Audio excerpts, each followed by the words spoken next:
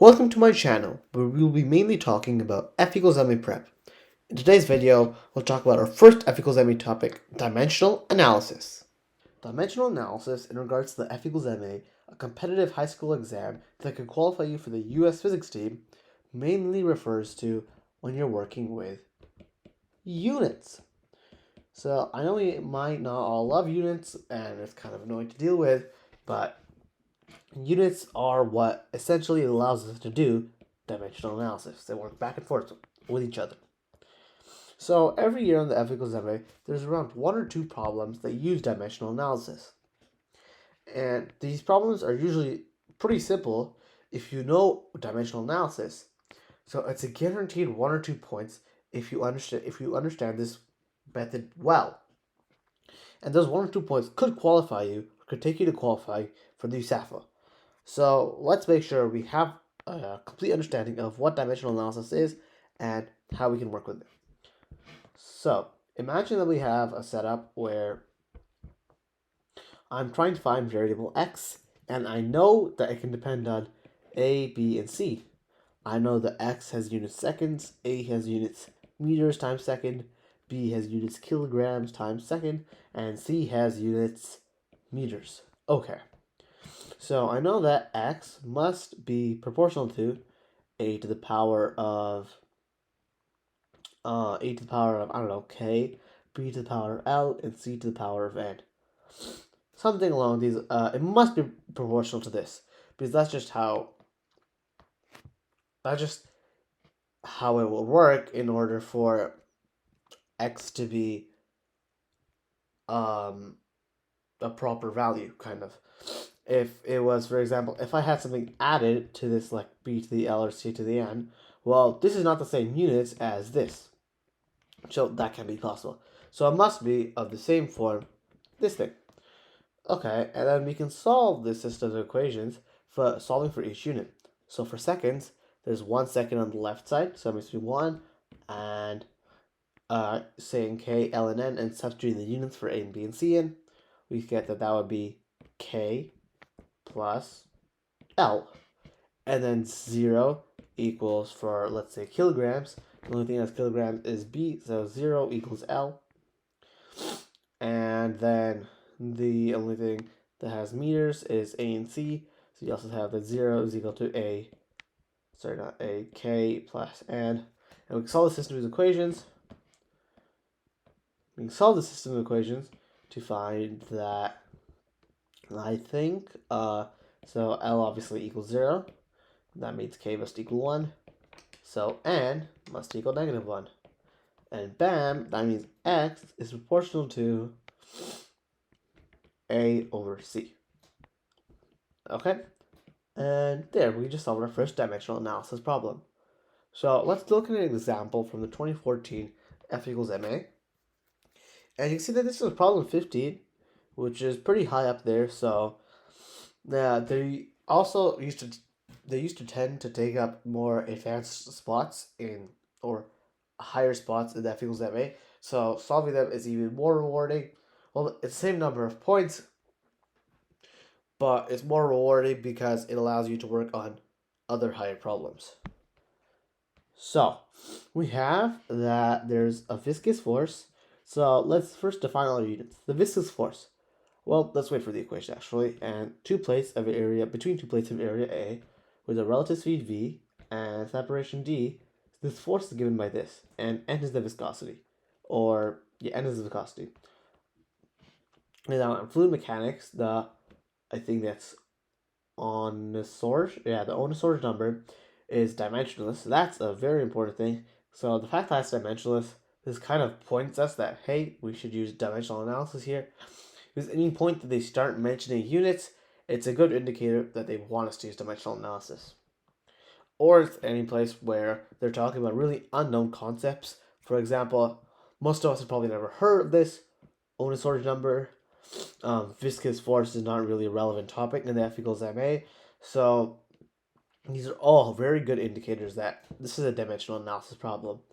So it's proportional to n, and it characterizes the importance of viscous forces. So that's the same thing as this.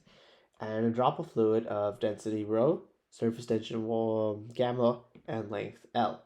So what could be the definition of this? So in truth, the F equals ma is a multiple choice. So there is a and a B and a C, but we are going to ignore these and just try to figure out what is this number proportional to. So let's start with finding what the units of n is. So a lot of us probably don't know what are the units of viscosity, and that's why we've been provided with this equation. So we know that we can actually just convert this thing into units, and that gives us that newtons, which is the units for force, is equal to this unknown unit, which we'll call x. I don't know what the units for x is, times area, which is meters squared, times velocity, meters per second, over meters. So meter cancels out. And that gives us x actually has units times seconds per meter squared. So, what does that say? That means that n has units of you need Newton seconds over meter squared. So now let's try to find what the honest source number is. So it's proportional to n, so that means it's, and just call this number O. O is proportional to, or actually the units, let's find, so the units of O is basically nothing, there are no units. So I'm just going to leave this like that to say blank is equal to, it's basically actually 1, because it's dimensionless, is equal to the units of, because it's proportional to x, so that'd be n, or proportional to n, sorry, units times seconds over meter squared. And then you want to find how does it depend on rho, gamma, and L. Okay, so rho, I think I might have said P earlier, that's actually rho. So the fluid of density rho, so density has the units of kilograms per meter cubed. L has the units of meters, and surface tension has the units of newtons per meter. Okay.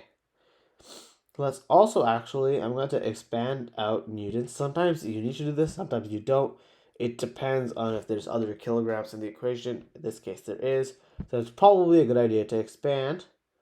Let me just rewrite these. It's probably a good idea to expand newtons to what it actually is, which would then be kilograms times meters over second squared times second over meter squared. So now I can write this entire thing as kilograms over meter times second. Okay. And so these are all about A, B, and C. We want to find what is A, B, and C. So let's replace these with their units. So we just said rho has units of kilograms times meter cubed.